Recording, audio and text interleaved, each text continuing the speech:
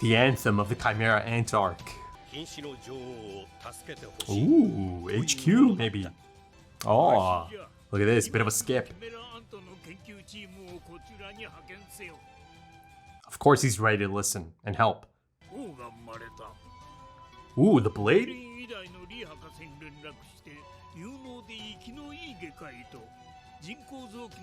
Artificial organ experts, yeah, oh yeah. Bring in all the best. Whoa, oh. Yeah. How about that? The end of an era. Oh, he came. But it's also a sign of shame, isn't it, to cut the top knot? Right? One or the other. Could be a mix of both. Heart. Look at this. This is the battle fit, isn't it? It's iconic. Fights for real. He's about to fight for real. Hell, he might be... I mean, let's talk about it. Just a rumor. It's kind of like a myth. That's how long it's been then, eh? Okay, Chairman. Time to flex a bit. Go on. Right. Go on. Ooh. That aura.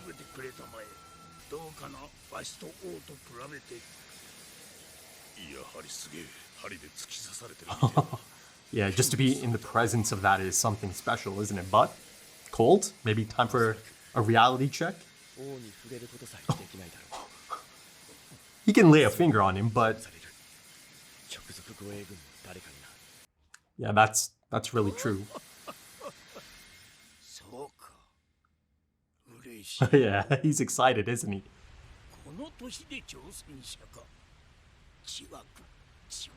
It's really quite rare and once in a lifetime type challenge, so yeah, boys. This is...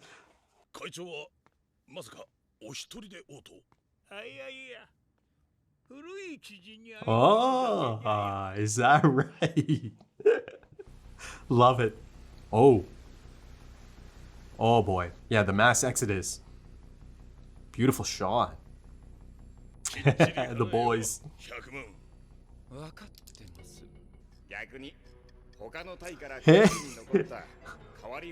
He decided to stay. Still kind of risky, I think. But imagine the smell in there for them. Of course, of course. Yeah. Yeah, I've seen a showcase of that. But you see that Moral and Nav notice that, oh, they are capable of bonds and empathy and love, all of that. I'm happy that Knuckles here too for this. I love her character design. You can't see the face, but you see that scar on the left eye?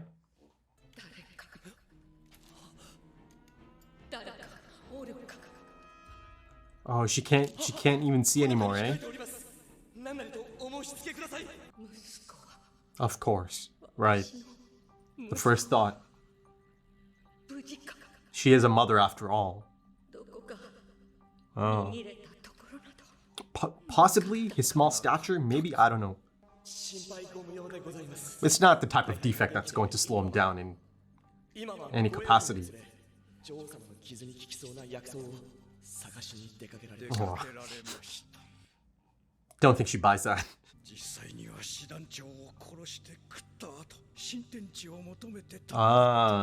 Oh boy. The neighboring countries. They're in trouble now.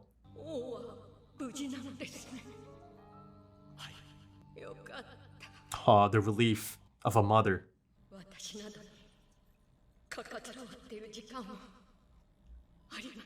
Yeah, this is eye-opening for...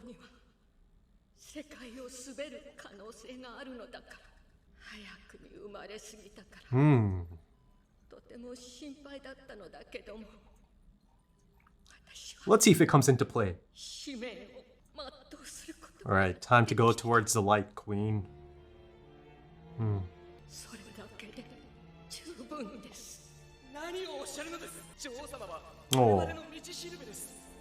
Yeah, it reminds me of the first time I saw her, man, all alone. But she's not alone on her deathbed. Maybe her son isn't here, but... I mean, Colt is kind of her son as well.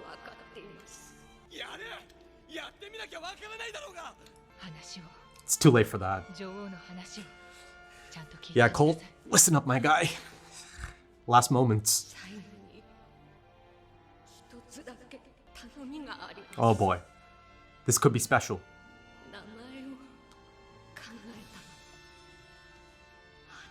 But is he going to accept it? Oh boy. Okay then. I am getting a name. Meriem. The light that illuminates all. Let's see if he lives up to it. Let's see.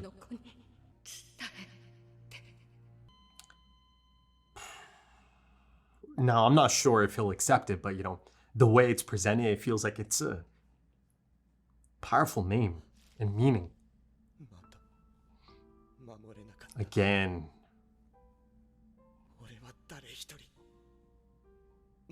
Oh man. Think about it, huh? Poor Kurt. Even in a different life.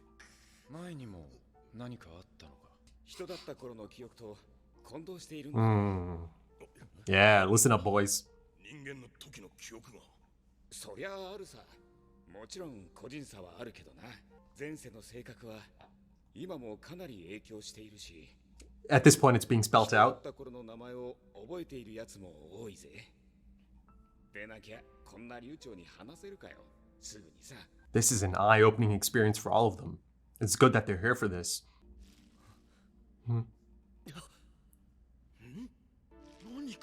Whoa, whoa. Oh. Whoa, that looks human. And tiny. Resilient little fellow. Ooh, there's a few possibilities here, folks. Endings and beginnings. Life and death. Legacy. There you go, Colt. There you go. Kurt. You know, speaking of Kurt, could this finally be Reina Chimera Ant? Gyro Chimera Ant? A twin to the king, maybe? A lot of possibilities. Oh.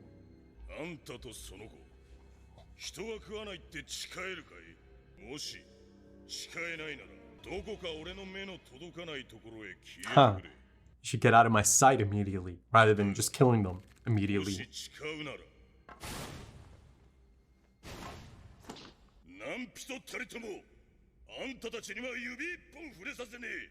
Is that snot? Oh. Oh. He's got tears, doesn't he? He does. Look at this. Yeah, I was just gonna say.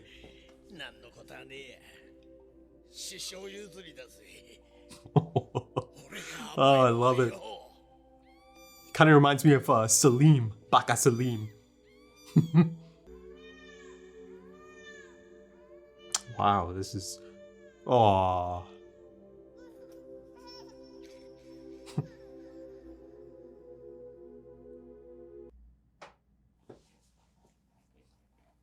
Good stuff, man. Good stuff. Ooh, the look.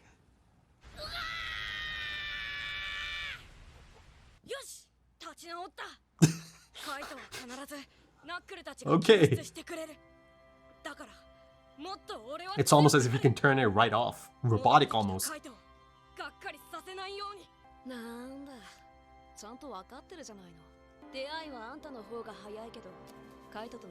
Much more, yeah. They got to know much more.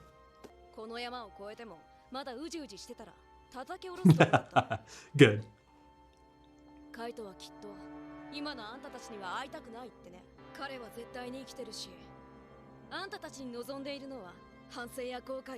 I'm still thinking about the chairman earlier on.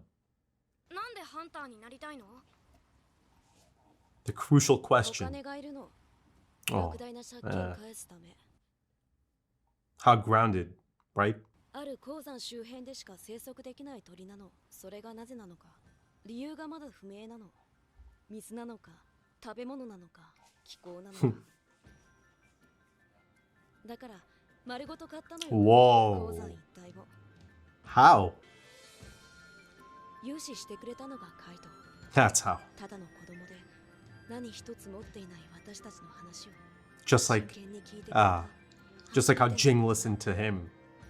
私とスティンの生まれ故郷なの。そこ So they wanted to protect it. Preserve it. 何千何万という黒地白鳥が朝日を背に飛び立つ風景。それが私とスティンの一番古くて、でも全く焦らない Core memory, eh? 廃棄物処理の候補地に挙げられたと知って気づいたの。 Hmm. その場所がどれだ Right. け自分にとって大切か。カイトは一言羨ましいって言った。彼には故郷がないの。どこで生まれたか知らないからって。今回無事に任務が終わったら Oh, あんたたちに見せて。 I hope to see it. I hope to see it. 私の宝物。 Wow.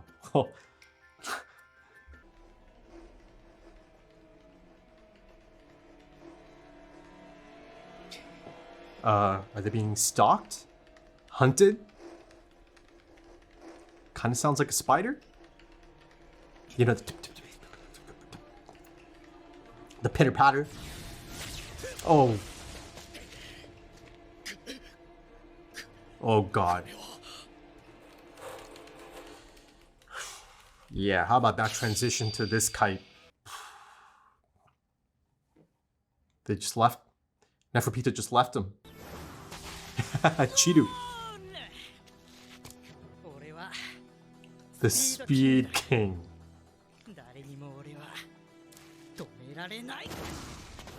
And off they go. But you know, the idea of coexistence is certainly brought to the forefront. Aww.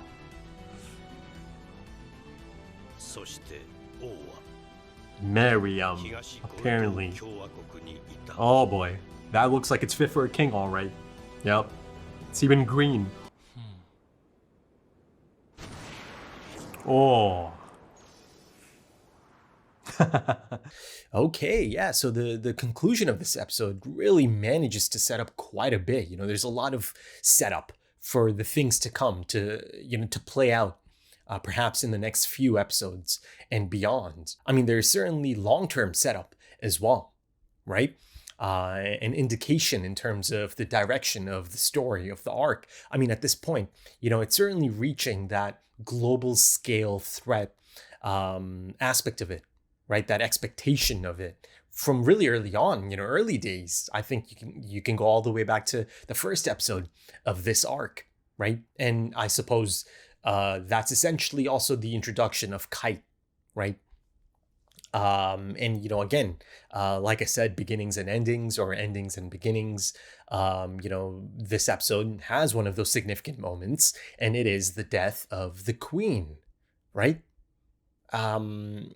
Listen, I don't know how people feel about the queen, and the things that, you know, she might be responsible for, or, you know, kind of setting into motion.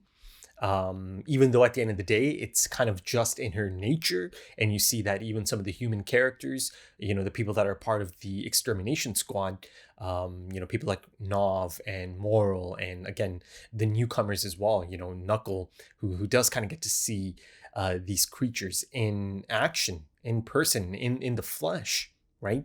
And I'm sure he's happy that the others get to see this as well, right? I'm sure he's really quite happy to learn that, yeah, look at this, you know, it's not as simple as just, you know, killing these creatures.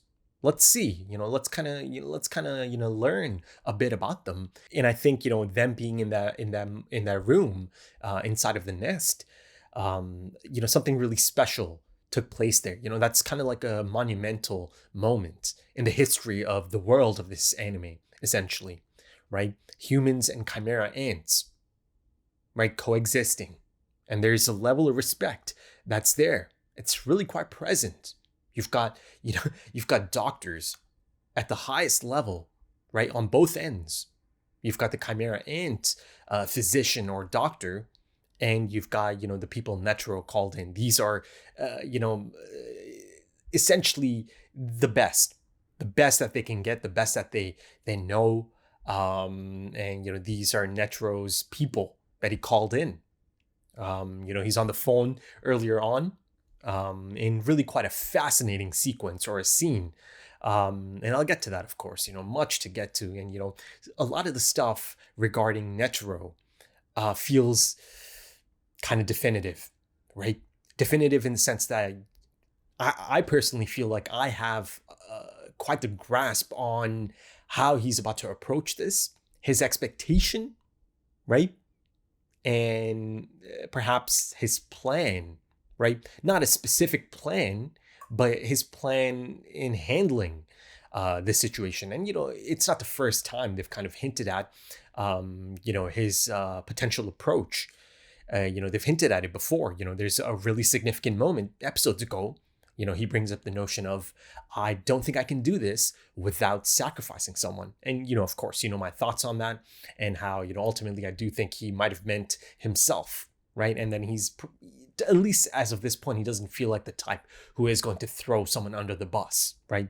Maybe if someone's up for it, if maybe someone feels that they're up for, a bit of a, symbolic sacrifice, and they understand that, okay, this might be needed. Maybe there could be a situation like that.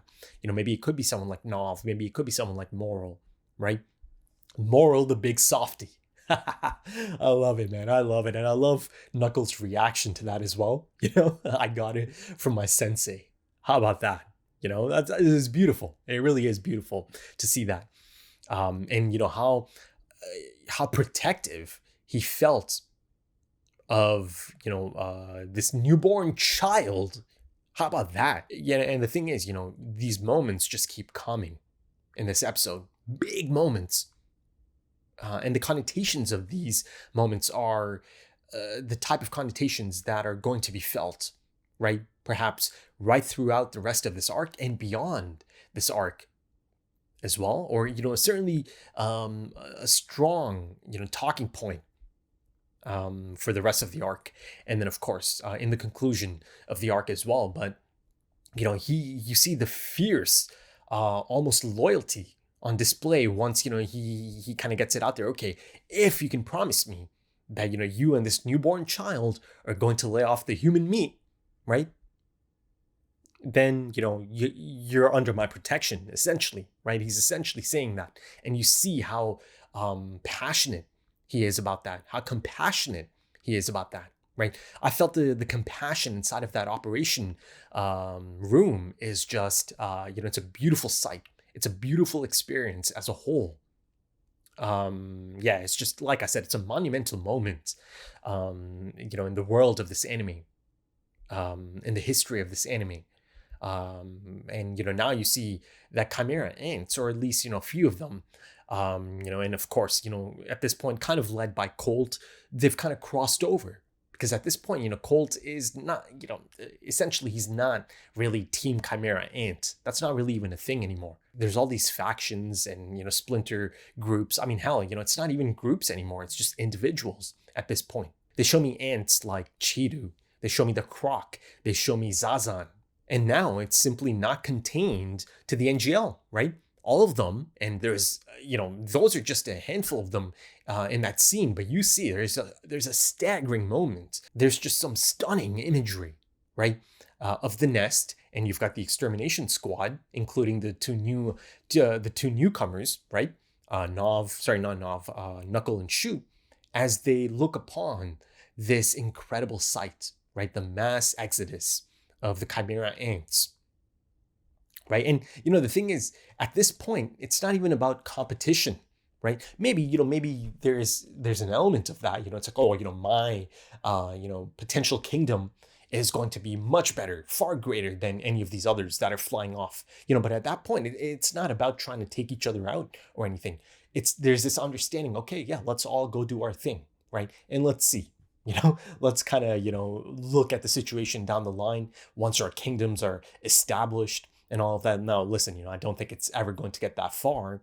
But, the thing is, Actually, let me finish my point. Yeah, that's, to me, that's this incredible sequence, incredible imagery, and it's one that I am going to associate with this arc. Some of the imagery that really, some of the really stunning imagery that sticks out. And the thing is, at this point, I mean, surely they spotted them. They spotted the extermination squad, the humans. But at this point, it's not even about that anymore. Now it's just about them doing their own thing, them having the freedom, right? The individuality to do the things that they want to do. And again, the humans kind of get to see this. It's an eye-opening experience. It's a crucial experience, right? Significant for them to see this, the nature of the Chimera ants, and to see just how alike they are and are capable of being, right? The lines are kind of blurred. I mean, you look at the resilient baby that's born, that's certainly a premature baby, or he certainly didn't, get the nutrients that it needed. But there, you have a Chimera ant that essentially looks like a human baby. That might be the most human-like Chimera ant, right? Up until this point. I mean, at the end of the day, listen, at the base level, it is a Chimera ant, but, in its appearance, it might actually go on to look really quite human, right? And I think I even spoke of this, or I speculated about this really early on in the series, or in this arc, that, at one point it could get to that, indistinguishable. This could be it. But my God, just the introduction of this baby. Now I'm not even sure if this baby is going to play any significant role. But its existence, it could put some things into motion, or it could I don't know, attract some attention.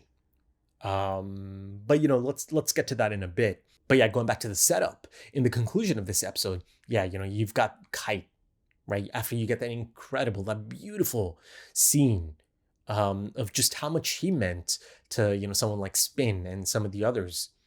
You get that cut, right? It cuts to this, this version of Kite, right? If Kite's even there anymore, right? The shell is certainly there. It's quite present.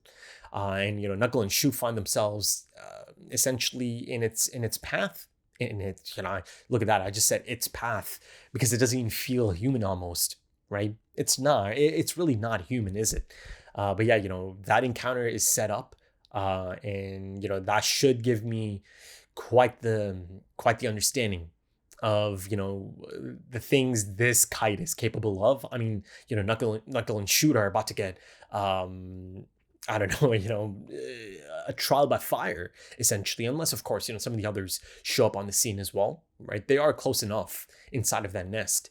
But yeah, it's heartbreaking almost, isn't it? Tragic to see that this is how, Kite still kind of roams the earth as this shell, right? A specter, forced to roam the earth, controlled. But going back to the beautiful Kite scene and Spin's story about how he helped them and how he listened to them, right? And he's one of the only ones who was open to that, right? So, of course, for the most part, you're really focusing on Gon and Killua and the special people in their lives, right? Inspirational people that have really assisted them, right? Assisted their growth, people that they respect. They've come across a lot of them. You've got the likes of Bisky, Kite, Master Wang, and many others, right? Tezagera even, Razor, special people that are special to Gon and Killua at this point. But let's not forget, Gon and Killua just exist in this world, and there's many others around. Look at someone like Spin, right? Look at how special Kite is to Spin. Look at how special she holds this place, right? Her treasure. I love that. I just love the concept of a special place that might not mean anything, that might not feel significant in any capacity to someone else, but to one or two people, or to a few people, it could mean the most incredible thing, right? Foundational to their childhood, to them as a person.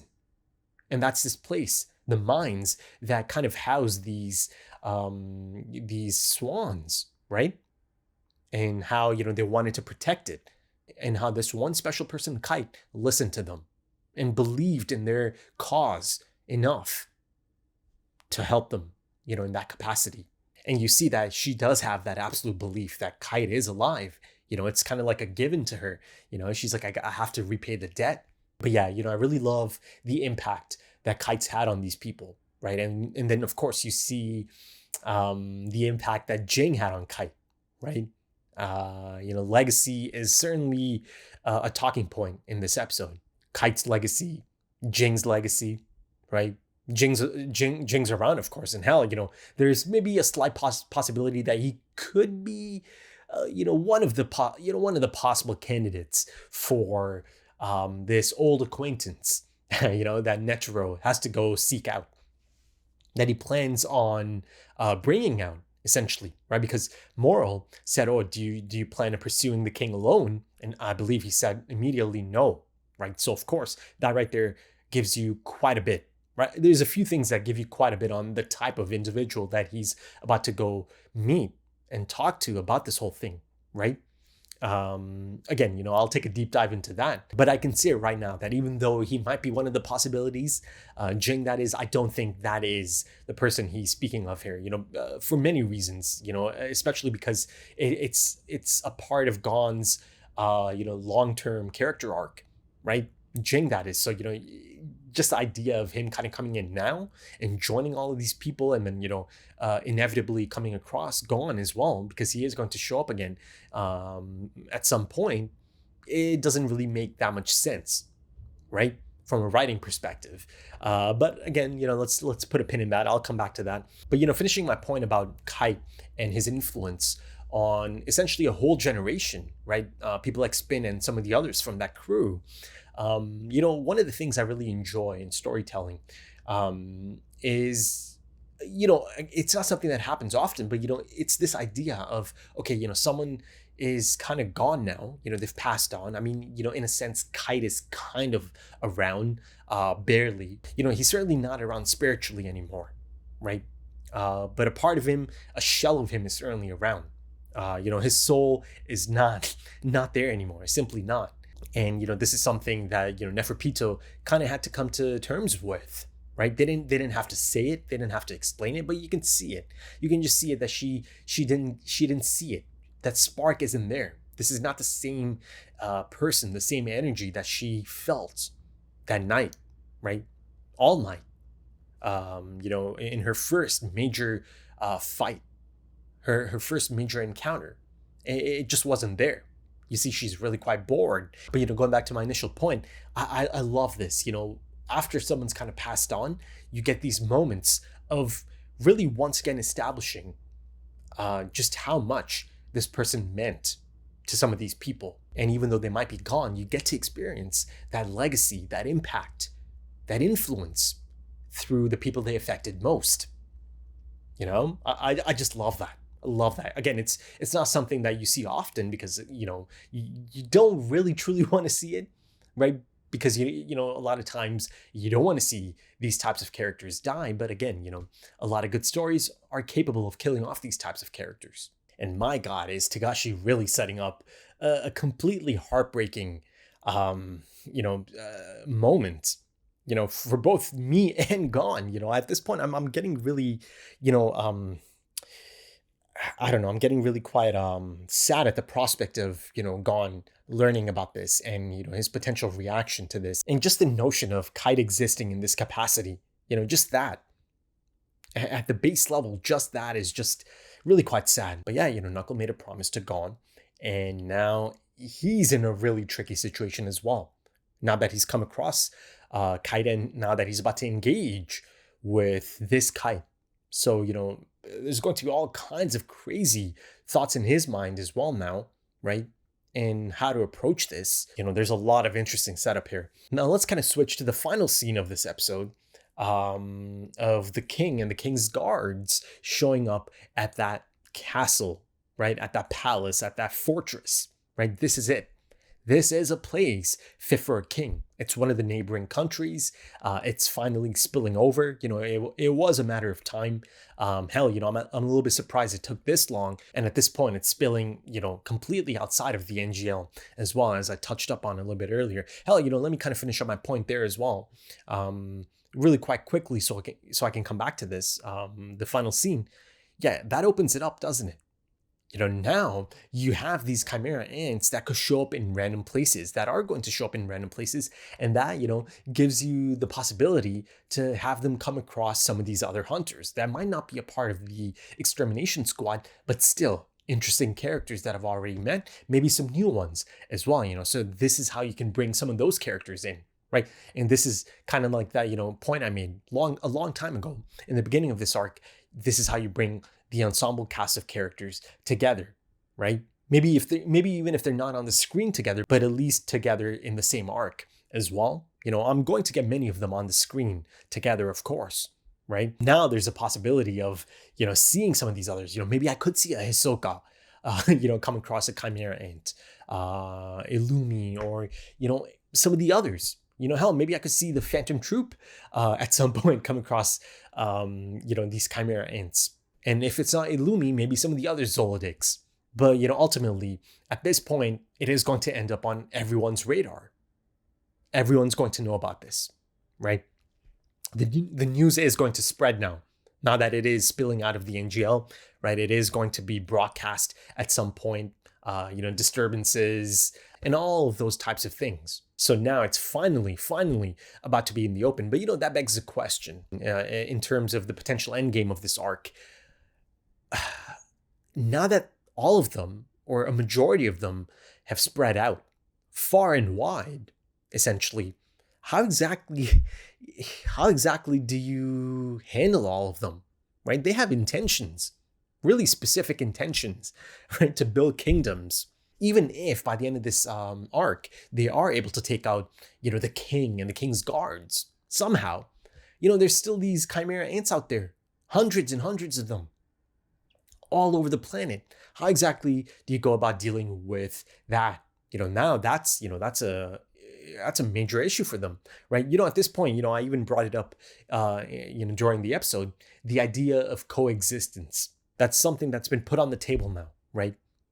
It's a concept that they'll have to really, take in soon enough, or, throughout the rest of this arc and by the conclusion of this arc. The idea of, a genocide, an extermination, rather, that's a term they've used even for the name of this squad. It just, it feels like it might not be the final approach. Now let's go back to the final scene. The king and the king's guards coming across that, castle, palace. That's that feels like this is it now, right? This is the fortress, and good luck, walking in from the front door at any time. Of course, you've got the surveillance in Neferpito's incredible N. You've got all three of the king's guards. This is it. This is the stronghold. So if the extermination squad, plans on continuing their plans and, the chairman's plans and all of that, this is the place. This is the place they have to go to.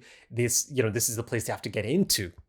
But yeah, just given the presence of these king's guards, it's a nearly impossible task. It's going to require something really out of the box. That's almost kind of like a given, right? It's going to require some incredible planning, some incredible people coming together, and essentially, yeah, they do have a collection of really incredible people together, and it appears that there might be a few more. But on her deathbed, the queen had one final request, right? She thought of a name for her son, for the king, that she cares for so much, right? She doesn't even care one bit that it's essentially the king's fault that she's on her deathbed and about to die now, right? It didn't matter one bit to her.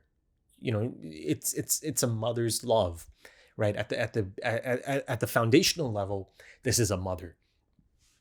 I have a lot of I don't know, I just felt a lot of sympathy for the queen at that moment as well, much like how I felt sympathy for her early days in the arc. Her by herself, yes, really quickly she had a family around her, but really early on, I don't know, she's in bad shape, really bad shape. And there's a lot of unknowns, a lot of secrets essentially, and all of them essentially go to the grave with the death of the queen. I'll never know, from her at least, or anytime soon maybe, how she came about in the first place, how she found herself in that state, how she ended up in that area specifically. How about anything before all of that? The origins of the queen herself, and most significantly, the place that she comes from. Big unknowns, big unknowns that are going to remain unknowns as of this point. She's gone. So a major player from this arc, from the beginning of this arc, the one that kind of set everything into motion, is now gone, right? And I think that's a big moment. It is. But yeah, one final request. She did have a name, right? She did have a name for her son, for the king. Now, again, it remains to be seen if he'll accept it. Listen, as of this point, it doesn't sound like he'll accept it. The things I've seen of this king, but there's a name nonetheless. And of course, Tagashi gives us quite a beautiful name, or a meaning in that name, right? The light that illuminates all. Meru-em, right? Meru-em. Initially, I kind of, I kind of said Miriam or Miriam, Miriam, it's a really common Middle Eastern name, even South Asian as well from time to time. But, going back to it and listening to it a few more times so I can kind of, parrot the name, it's more so of like a Meru-em, right? So yeah, the light that illuminates all. How about that? That is fucking beautiful, man. Now, I pose the question, is this a name that's worthy of the king? Can he live up to that name? Listen, I'll be a romantic, and I think I choose to believe that, by the end of this arc, he is going to live up to that name, that he is going to experience a journey, that he is going to go through a journey that is going to bring him to that point. Hell, I think, by the end of it, and these are points I kind of made in the last episode's discussion. The idea of regret. You see that the queen feels really quite strongly that she has no regrets as long as the son, as this king, came out fine, right? And she did her duty, she did her part. But beyond all of that, as a mother, right, knowing that, okay, yeah, he's out there, he's got the best chance. He's got the best chance at life, and again, the path ahead of him, and that is to rule, right? That's just in their nature. Yes, from a certain perspective, it's like, oh, it's this evil plan to rule over humans, humanity, and all of that, this world, and all of that. But at the end of the day, it's in their nature.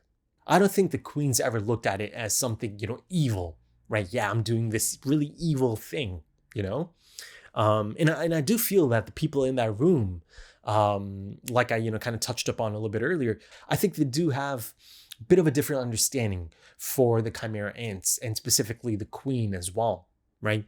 But yeah, as far as regrets go, I think, the king is going to have a lot of regrets.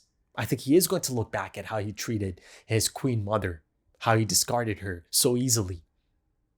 And again, some of the other things that happen, and that are probably going to continue to happen for some time yet. I do think by the end of it, he is going to have some regrets. And I do believe, and I choose to believe, that he is going to live up to his name, right? To the meaning of his name. And you really kind of get to see that in the queen's eye, he really is meant to be this shining beacon of hope. This shining light. I mean, you see a lot of, great symbolism there as well. Even though these are floodlights, really powerful operation room lights, they kind of double up as this symbolic, stand-in, right?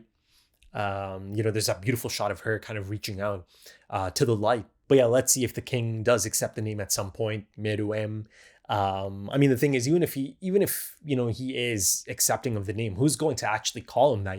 The King's Guards are not going to be actually using that name. The only people that might actually use the name at some point, if he chooses to take it on, are the humans.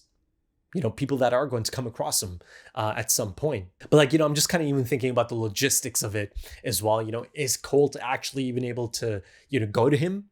Right? Can he actually kind of go to him and tell him that, the Queen Mother is dead and this is her last request, and, this is how, she gave me your name and all that? I'm not even sure if that's realistic, if that's even safe for Colt. I don't know. It kind of feels like Colt might have to step out of all of this. Colt is going to be a big, big player still in terms of, assisting with information, right? To the best of his ability, of course. Because they've made it pretty clear he thinks of them as devils, right? The king and the King's Guards, right? They feel like they're not even the same people. He's used to seeing some of these other Chimera ants, be it people like Ramo and some of these others.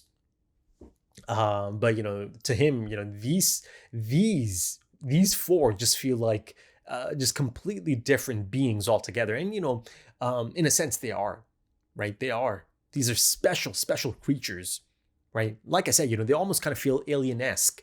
Now, in terms of this castle, this palace, let's see. It'll be interesting to see if it's as simple as, okay, get in there, clear it out, it's ours now, or if it does have some interesting characters, right?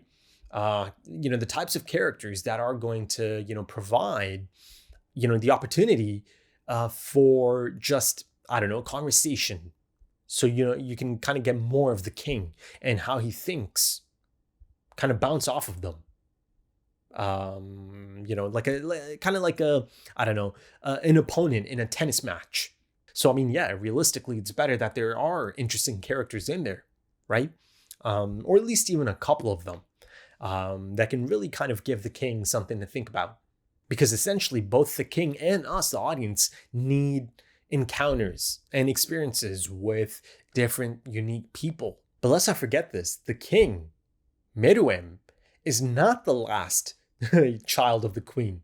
The last child is essentially perhaps the twin, right? Maybe the twin, or maybe this is the Chimera ant that was kind of next in line. But, again, the queen kind of moved on from all the other Chimera ants, and, she was prepared for the grand finale, the king, right? So, yeah, this is, like I said, a resilient little fellow, this baby, to survive alongside the king. Perhaps really quite premature, given that, clearly the king took up a lot of those nutrients, right? And even then, maybe didn't quite come out to his full capacity. But again, like I said, I don't think the stature really means all that much. It's just kind of something I, mention in terms of possible defects that they kind of speak of. But yeah, I don't think it's really going to be a defect at all. It's not going to change anything. But yeah, this baby, it's a bit of a miracle, isn't it?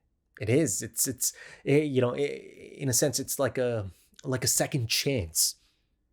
Another chance, one final chance for someone like Colt as well. I mean, there could be quite a direct connection to Colt as well. That could finally be the appearance of Reina, Chimera ant, because I mentioned before, I haven't seen any Chimera ant that could be Colt's sister, right? Given the fact that a lot of them are shaped by the humans that they do end up taking in. Right, those personalities, those memories leak through, as the panda describes to or explains to the humans, right? So yeah, there is a possibility, and how that would just be so incredibly fitting, right? And a miracle, essentially. That through reincarnation, in a sense, they kind of get reunited, right? Brother and sister. That could be beautiful. If it does end up going there. Now, I named a few other possibilities, right? Could this be gyro, right? Resilience and gyro go hand in hand. Could this be finally, the thing I've been kind of looking for, even though, it's just been kind kind of like a one and done as far as Gyro is concerned, right? This could be it.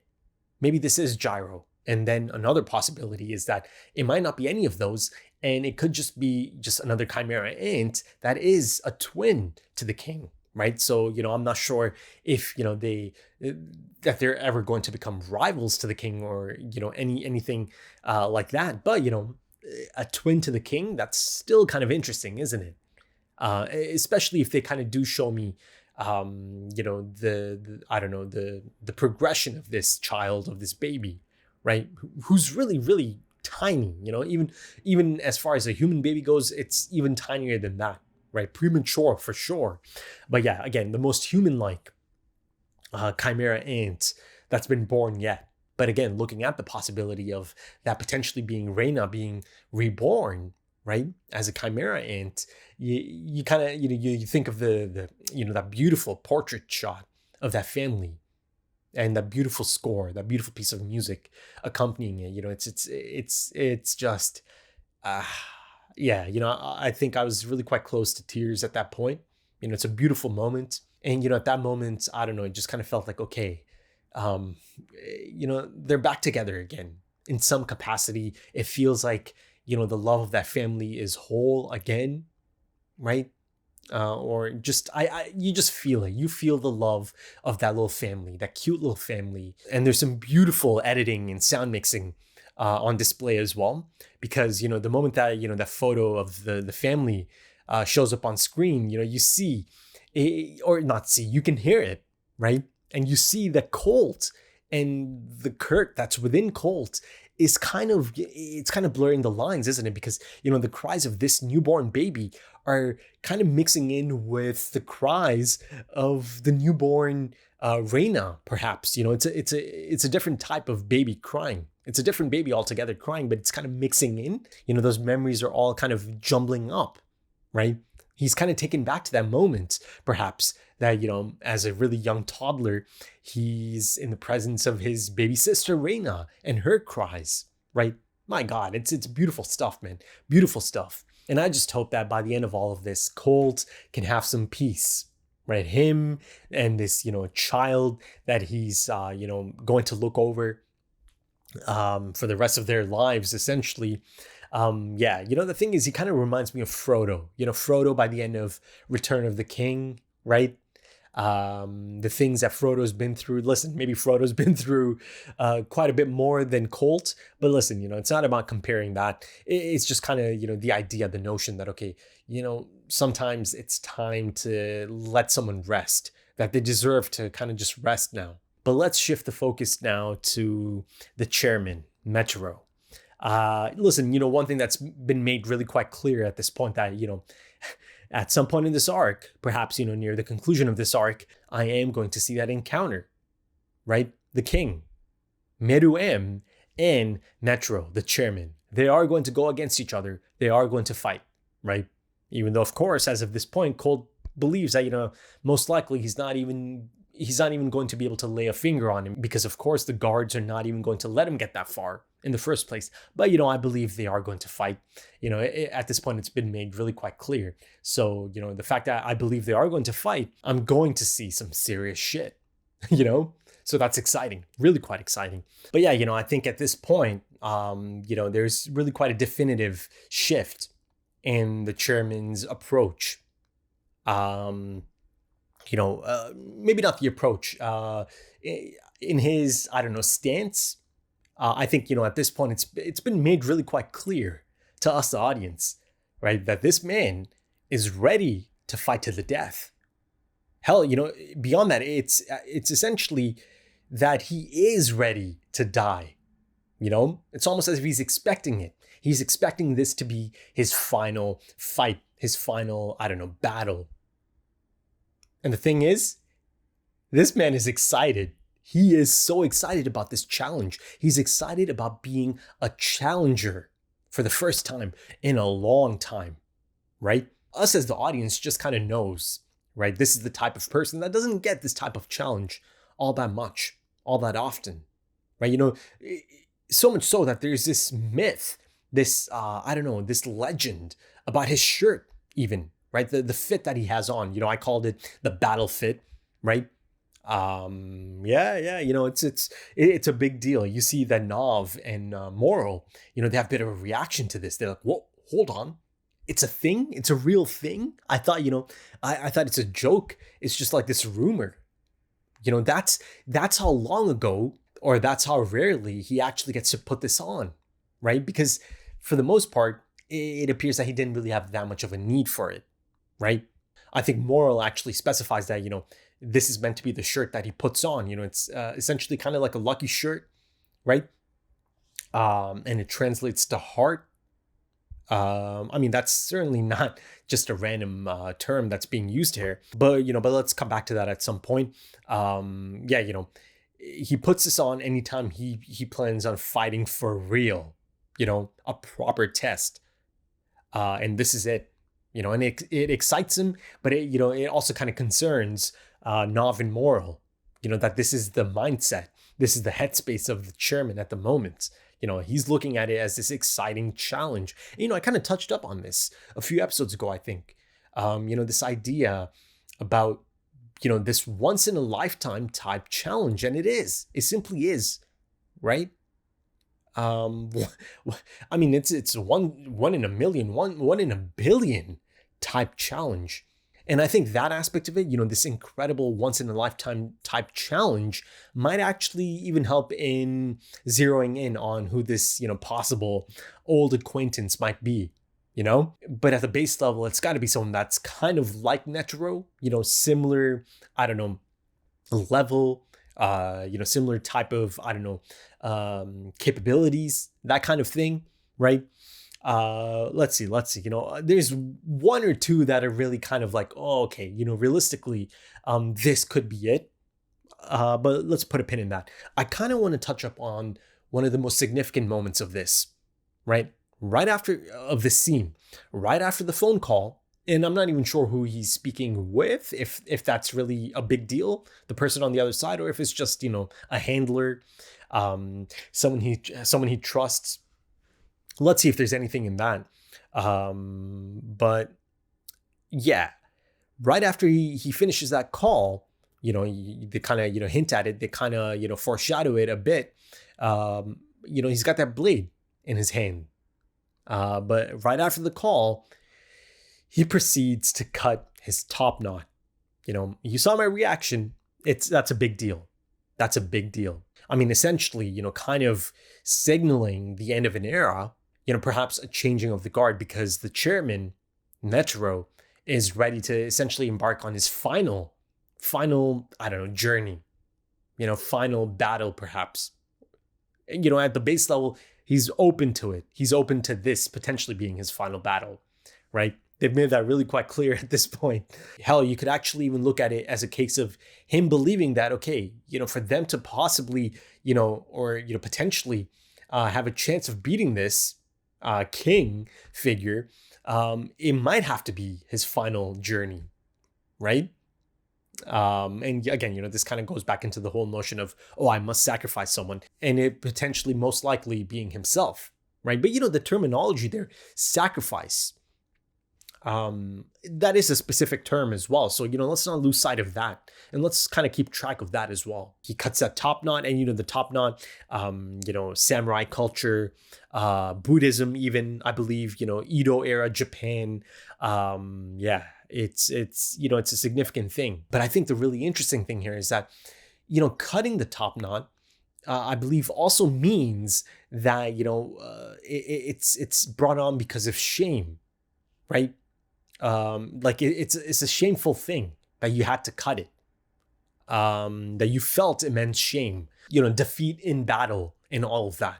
So I don't know, man, is this also Netero essentially doing this preemptively because he does plan on doing something that could be shameful, that could be considered shameful? Now let's kind of focus a bit on the old acquaintance that he's about to go see right now. Earlier I kind of brought up the slim possibility of it possibly being Jing. I think that's probably the least likely of the names that have gotten my mind at the moment, because it just doesn't make narrative sense to bring him in now, right? And Jing doesn't even seem like the fighting type, you know? But again, you know, that being said, Jing is one of the most resourceful hunters in the world, essentially, right? Just one of the most resourceful humans in general. This is a brilliant individual in certain regards, for sure. But I don't think it's Jing.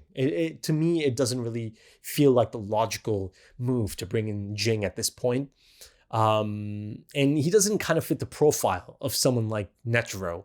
You know, someone that could be on the same level as Netero, perhaps. I actually think it comes down to two possibilities, right? Because again, old acquaintance, there's only really a few that could really fit that, you know, category, that could really kind of fit that, I don't know, archetype, that Netero older, old head archetype, right?